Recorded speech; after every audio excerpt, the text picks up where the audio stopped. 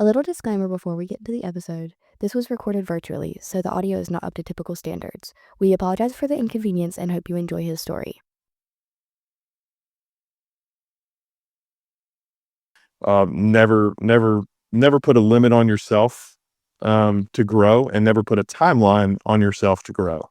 You can grow as fast as you want. It's really up to you.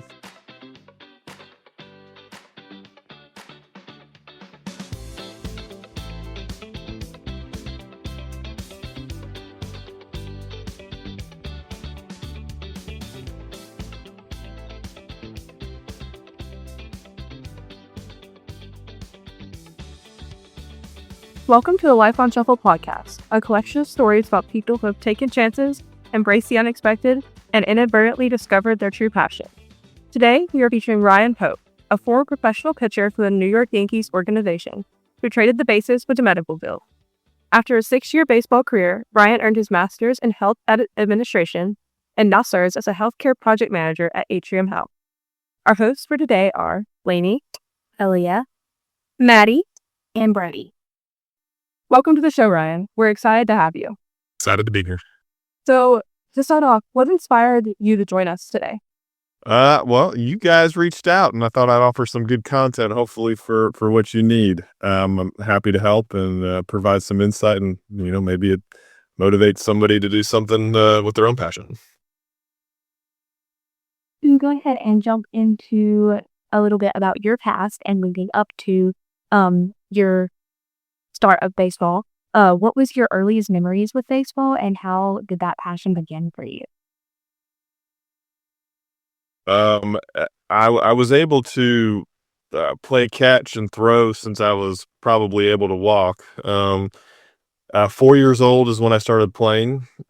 Played t-ball, and I remember I was always a little bit better than some of the other folks at the time. I look back and I realize I was. So really my love was just playing sports in general, football and baseball, and then I ended up gravitating towards baseball as I got a little bit older in high school, but always had a ball in my hand. So, growing up in Florida, do you think that influenced what career path you chose? Yeah, I would say yes. When you have sunshine and good weather year round, it doesn't hurt. So we were able to be outside at all points of time of the year to play year round in the wintertime, while everyone else was scooped up inside. So I would say 100% that we had a little bit more luxury to entertain those options as opposed to other individuals.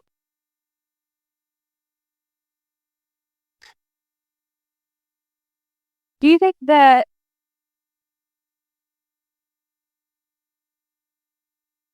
All right, so when did you realize that playing baseball was a professional opportunity and that's something that you would take on beyond just high school sports?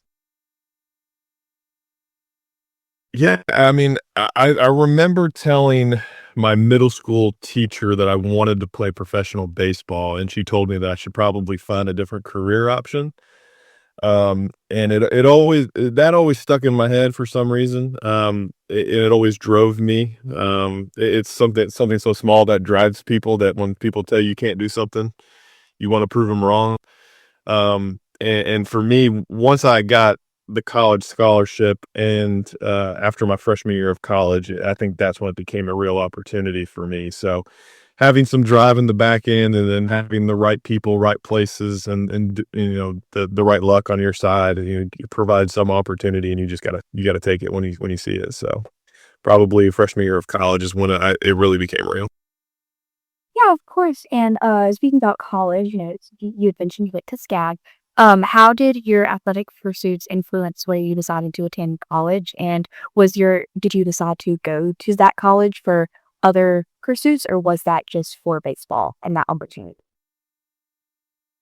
No, it was for both academics and ball. Savannah College of Art and Design offered a 5-year master's in architecture that athletics was willing to honor that 5th year. Usually they only honor 4. So I spent 1 year of doing architecture, and then ended up settling into visual communications, graphic design as my third degree. Uh, and still with fielding planning, design to an extent. So yeah, but we shifted our major a little bit after we got into college. But What exactly, grabbed your attention to change the paths that you were taking throughout college and what your degree was gonna be in? um, I always loved building things. So architecture was intriguing. When when you're playing sports and you're trying to be the best of both things, both academically and in sports related, it's hard to balance both of those fields in architecture and in baseball. It can be done. I had to step back and really focus on why I was there, and it was academics, but at the same time, I was getting a scholarship to play baseball at the same time. So I shifted my to make it a little bit more manageable, but also to a field that I enjoyed with graphic design, visual communications. So, were there any specific like methods you use to learn how to manage your time better between your academics and your sport? Um, Conditioning punishment. That was the motivation. We had to do good in school. We had to do good with our athletics. We had to maintain a 3.0 GPA to stay at that school within your majors courses. So there was no option to not do well. And then managing your time, you're on a pretty condensed schedule between 5 a.m. workouts and 8 a.m. classes, and their class loads are 2.5 hours long apiece, since they're on a quarter system. So and then you've got practice at 3:30 in the afternoon when class ends at 2. So you really have no excuses. Just have to keep going with it. So you better find a way to be efficient with your time, or you're not gonna um you're not gonna perform on the field. You're not gonna perform in class. And so you better find some structure somewhere or another. And I do think that uh, college athletics did help me, but I already had some of that in my blood before that. So Clearly, having that time management skill helped you a lot, and you got really far in your baseball career specifically. Can you tell the story of what it was like when the Yankees drafted you, like who you called first and like what emotions you felt? we had a family gathering that day, and really it was a complete celebration. I found out through my cousin who notified me that there was tracked on the internet, since everything at that point in time was not um, broadcasted on TV. So I wasn't really paying attention, and I was told about it, and we all celebrated together. We enjoyed that night, and then the next night, and it was kind of surreal moment for everybody in the family, since everyone's been by my side the whole time. That sounds like a really great experience. Can you tell us what it was like to be in the minor league farm system? Yeah, I mean that's an experience in itself. It's a grind. Nothing is easy. They wouldn't make it easy if it was everybody would do it if it was easy, but long nights, long years, long days, bus rides, overnight stays, overnight bus rides, um, bad conditions. I think we ended up playing about 145 games in 160 days. So it's a grind, but you have to love it to play it, and we loved every minute of it. Do you have any specific stories that you recall that, kinda correlate to that question and what it was like playing within that system? Yeah.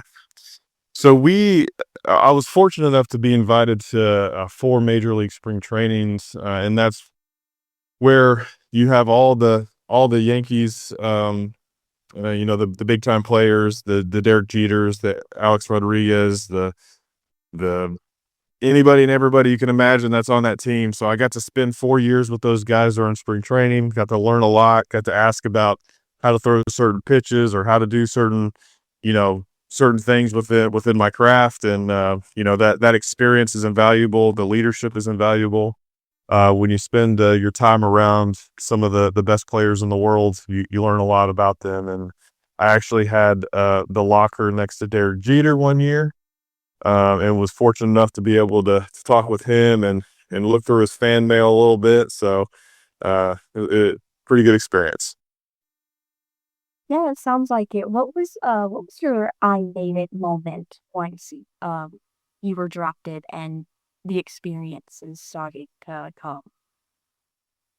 Um, I think probably giving up your first home run in professional baseball. I think it's humbling when you walk through the doors and you see all the logos and you're on site for the first time. But really, whenever you strap on the uniform and throw your first pitch, that's when you kind of it becomes it becomes real. And then it becomes really real when you give up your first home run and you realize that you're not invincible. So everybody's good at that level. Yeah, and was there ever moments where you faced uncertainty in your professional baseball career? And did you ever have a backup plan that was in the back of your mind throughout your time on the Yeah. Yeah, I think every day is an uncertainty when you're playing professional sports. You walk into the facility every day and do the best you can and be the best version of you. And really, there's somebody hunting your job every single day. So every day, every day is an uncertainty, whether it's injury, whether it's an injury scare, whether it's you had a bad day, you kind of had to right the ship. So yeah, every day is a grind, and someone's always there to try to take your job, and that's no different than the real world. Um, and then remind me the second part of the question. Did you ever have a backup plan situated in your mind as you were facing those uncertainties? Yeah, I would say my first couple of years of ball, I did not have a backup plan because that was my central focus. Probably when I got into year 4 or 5 is when since I left college early, after year 3, I still had to complete my degree. So after year 4 or 5, I finished my bachelor's degree online, and then when I finished playing, then kind of got into the next step of my career. But I tried to set myself up for some success with life after ball. The further I got into ball, it became a reality that this isn't going to last forever. So I really spent the first couple of years to myself, and then after that, really started focusing on what my contingency plan could be, because the lifespan is pretty short in professional sports. Yeah, baseball was obviously a big part of your childhood and became your career for quite a while there. But could you explain a specific moment where you realized that, hey, I have to come to terms with the end of this career and try to find something past this that can also work out for me?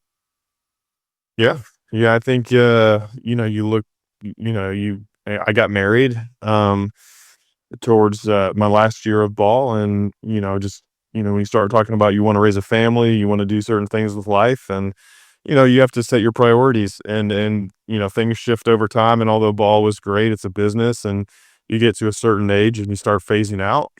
And although I retired at 28, and in baseball terms, 28's getting up there in age, so you got to start shifting your focus. You get a lot of life to live, and life isn't just about sports. There's a lot to do out there. So wanted to make sure that we were transitioning and weren't blindsided by the transition. You spoke a little bit about you starting a family. When you decided to raise a family, did you think that athletics would be an important aspect in the lives of your children? Um, I think deep down you kind of hope that they want to do something that you did, so you can teach them some of your life lessons and some of the things that you learned. But in no way, shape, or form do I push my kids to do anything that they don't want to do. I just want them to be happy. And if they want to play professional sports, then that's great. If they want to get to that point, if they don't want to play sports at all, that's fine with me. I was never pushed as a kid. That was just my own drive. And so I try to instill the same concept with my kids. But in general, if they did it, that would have been great. If not, whatever that makes them happy, that's all. That's all makes me happy. So, when you stopped playing for the Yankees in 2013, was there a specific moment when you realized that your identity was going to change without that career? And how did you adjust to what your new phase of life was going to look like? Yeah, I mean, yeah, that's a transition and a half. I mean, you spend 6.5, 7 years of your life, focusing all your efforts on one thing, and then you have to transition out of that. Yeah, you get humbled really quickly, and life doesn't stop for anybody. So you better find a way to adapt, or else you're going to be left behind. And I think for me, um, that was, I guess, the good thing about sports is there's always obstacles and barriers, and I learned at a young age that just to take one step forward and keep moving forward. So although there was a transition, you gotta put yourself in the best position to keep moving forward, and you not just sit back and let things happen. Sometimes you gotta make things happen for yourself. So for me, education, getting into a field, specializing in the field, and then attacking, my work just like I did ball, and then here we are today. You were talking about how you're not gonna push your kids to, like, play sports or have that same pursuit as you, but you did mention that you were, like, supported, uh, in your own personal adventure. Like, are those same skills, like your drive and your, like, pursuit of things, something that you would be teaching your kids right now? Yeah, I think when you get to a certain age, you can. I think you have to evaluate your kids. Everybody's different. For my kids, they both act and have different personalities. I don't think I could do that with my daughter, and my son's too young at 5, so that to be determined. But I do think that there's some good life lessons that I can teach them that'll keep pushing them forward to overcome obstacles, barriers, successes that I learned with ball. And if they're able to take that into their life, then that would be fantastic. But time will tell. We'll find out. Yeah. Yeah, and, you mentioned a little bit ago that, throughout your time and the end of your baseball career, there was that transition for you. Um, you developed a lot of qualities through, that career. So what's the biggest change in quality that you felt yourself developing that transition, and how has that benefited you now and after that career in athletics? Sure. Yeah, I think I spent probably a year and a half after ball trying to figure out what I wanted to do.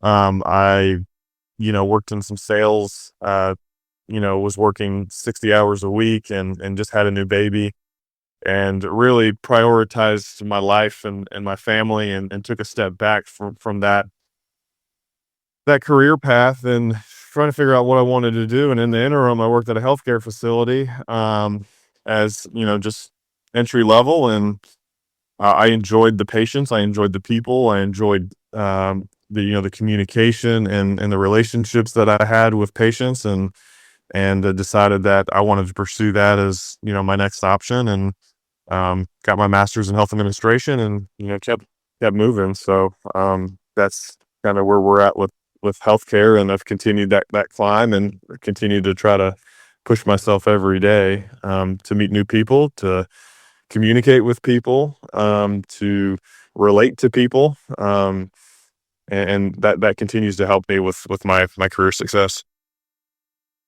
So, from baseball to healthcare, it seems like a pretty big shift. So, could you tell us why specifically healthcare administration? Was there ever like a specific experience during your playing days, like an injury or seeing how the system worked that made you want to master the back end of medicine? Not at all. Not at all. Not even a little bit. No, no. I grew up and my mom worked in a hospital, and I told myself every single day that I said I would never work in a hospital. And hey, heck, I'm out standing outside a hospital right now as we're talking. So which is kind of funny. And so now I've made that a career choice. But no, I think the relationship between healthcare and baseball is, I'm a helper at heart. I think I'm always trying to help people. I enjoy helping people. And when you're able to construct a $20 million building, and with the understanding that that facility is going to help create access to patients, to people like me, yourself, in the future, then that brings me happiness, because the sooner I can do that, the sooner we can take care of other people. So that's generally the reason behind why I'm here. So you said that you didn't ever see healthcare as like even an option for you. You didn't want to work in the hospital or anything. Uh, did you not see that there was options to help people? Like that would, if you're going to help somebody, you're going to have to help them medically and work in a hospital. Like, when did you ever discover that there's people that work in a hospital that don't like have to actually care for people one on one? Yeah. Yeah, probably until I started working there, right? So I started working in registration and just talking to patients and helping them, and it's funny, even a small conversation can help a person. And so even I think that's where I started my joy for healthcare. So really, my mom was a nurse. My sister is a physician's assistant. My brother-in-law is an orthopedic surgeon. So, healthcare is not foreign to the family. However, I never thought I wanted to do anything clinically. I knew that for a fact, and I don't think until I got my first job in healthcare did I realize that there was an opportunity outside clinical expertise. You said something interesting earlier that ties back to something you said at the beginning. You said that overseeing a building being built that you knew would house patients was very rewarding to you. Do you think that your interest in building and creating things at a young age played into what side of healthcare you went into? I think it's hindsight. I think if you were to tell me back in the day, I would have been doing this. I told you that would have been cool, but I don't think I would have told you that would have been the route that I took. But we always played with Lincoln Logs, Legos, and all sorts of stuff. And being in architecture for a year and doing architectural design in high school, it's interesting to see how things come full circle. And how God puts things in on your plate for a certain reason and puts you in certain places for a certain reason, and he kind of creates a path for you. You don't even know why you're doing it until you end up there. So it is rewarding to me. It's fun to have a goal. I'm very driven. I like goals, but I'm also very competitive. So timelines, costs, all that is a challenge for me, which kind of relates to baseball at the same time too. There's always a challenge. So my competitive spirit usually takes over. Yeah, and just to get to know your job and your field a little bit more, there's obviously a big jump from what you were going to pursue a degree in and then what you are doing now. So what does the educational background look like for that, and how did you find yourself where you are now in terms of the qualifications you had to have going into your position? Yeah, I think when I got my first job in healthcare doing registration, it seems, it's very entry level, just checking in patients and routing them to the correct location. But when I'm 28, 30 years old and have a degree, and that's what I'm doing, I knew I could do more. Um, but every step I took in healthcare, whether it was registering patients to working access points to at a hospital, to managing a family medicine practice, to getting into project management, it all helped me develop the skills that I have now to help with design, construction, patient flow, operations, discussing clinical with providers and their needs and access. So I was able to run the course from the bottom to where I am now, to understand the processes and what's needed from a design standpoint, for my position. So like I said, sometimes you don't know why you're in the position you're in, but I think the good Lord puts you there for a reason and gives you the knowledge to move forward. So as far as skill set, what I work with now, I do work with people who have architectural degrees. I work with people who have engineered degrees.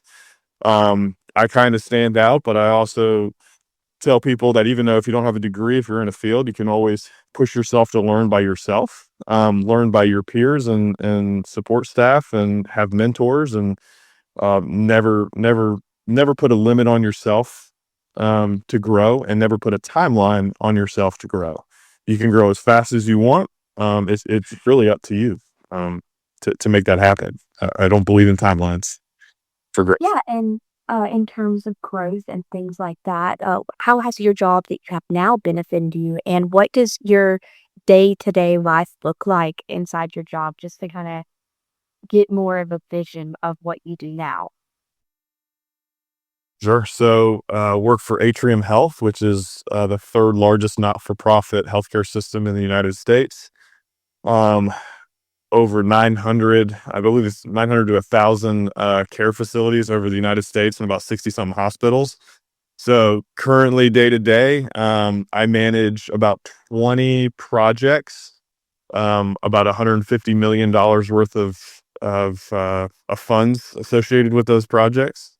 And I get to deal with CFOs, I get to deal with CEOs, presidents, AVPs, VPs, and get to have that communication with people that are very successful. So on a daily basis, I'm challenging myself to learn from them. I'm challenging myself to produce, and it's high pressure, but it's also very enjoyable working with design, development, and planning with buildings and facilities. Yeah, I can tell that you really do enjoy your job a lot. Like, do you see yourself changing that career path anytime in the future? Say that again. Do you see yourself changing your career path anytime in the future? I would never say never. Um, I think healthcare is good for me, but I've told people that you never know where your next job is going to be. You never know what you're going to do in life. And I take it one day at a time. And if outside healthcare is for me in the future, then that day will come and pop its head up and let me know. But until then, I try to get better every day with what I'm doing, and sometimes people present opportunities when you're not even expecting them. So, um, yeah, as of now, no. Using the extreme power of hindsight and everything, can you find some type of similar characteristic from baseball and your time either being on a team or just as a pitcher, and like characteristics that would be similar to what it is that you do now, whether it's leadership or communication, things like that? Yeah, I will. I will say that one of the best interactions I ever had was with Mariano Rivera, who is a Hall of Fame pitcher for the Yankees, and nobody was around us, and we were at spring training, and he pulled me aside, and we were crossing paths in a hallway, and he asked me my name, and he really didn't. It didn't need to go that far, but I introduced myself. He introduced himself, and he said, "If you ever need anything, let me know." And he didn't do it because there was people around watching him. He didn't do it because there was reporters around watching him. He did it because he cared, and he did it because he knew that potentially I could bring value to the team if they ever wanted to win a championship. And his whole goal was to win a championship. So in the end, I learned that if you treat the janitor with the same respect as you treat a CEO, in the end, we're all there to create success and what I would see as a championship, right? So at the end of every project, you complete the project on time, on task, and within budget. Everybody's responsible for that. So you treat everybody the same. Everybody's got the end goal, but we're all trying to achieve, the same standard. So for me, for ball, treating everybody with respect, with kindness, with the understanding that we're all in this together, one way, shape, or form. That was pretty important. I mean, that's like the definition of a team, whether it is a project team or a baseball team. 100%. You've had some really great advice throughout our time speaking to you. Is there any advice you'd like to give to kind of enclose everything you said? Um, life's a challenge. It's going to take you places you don't know you're going to go, or it's going to have unexpected turns. It's going to have success. It's going to have failure. I would say, enjoy the successes, but be humble about them, and learn from your failures. And at the end of the day, the best you can do is be the best version of you, and put yourself in a place to succeed. So, I enjoyed what I did with ball, and I enjoy what I do here now. And there's life's short. You can do whatever you want to do, and if you have a passion, don't let someone tell you you can't do something, because someone has to be the person that does it. And so, just coming from childhood, with my teacher telling me that I should choose a different path, that why should that be the case? So do what inspires you. Yeah, and I feel like a lot of people that in this generation do need to hear that, because there can be a lot of discouragement, especially because every day there's a new career field and job that come about. So making sure that regardless of what somebody has the inspiration to do, that you don't have to find inspiration through other people. You can find it in yourself. And that's a big part of ending up where you dream to be. It's great. Yeah, your advice was really great. And you said that life was basically like a road. So is there like a soundtrack that, like, if you had a soundtrack and you like hit shuffle right now, what would that song be that played? And what does that song mean to you? Oh my goodness. All right, you put me on the spot there.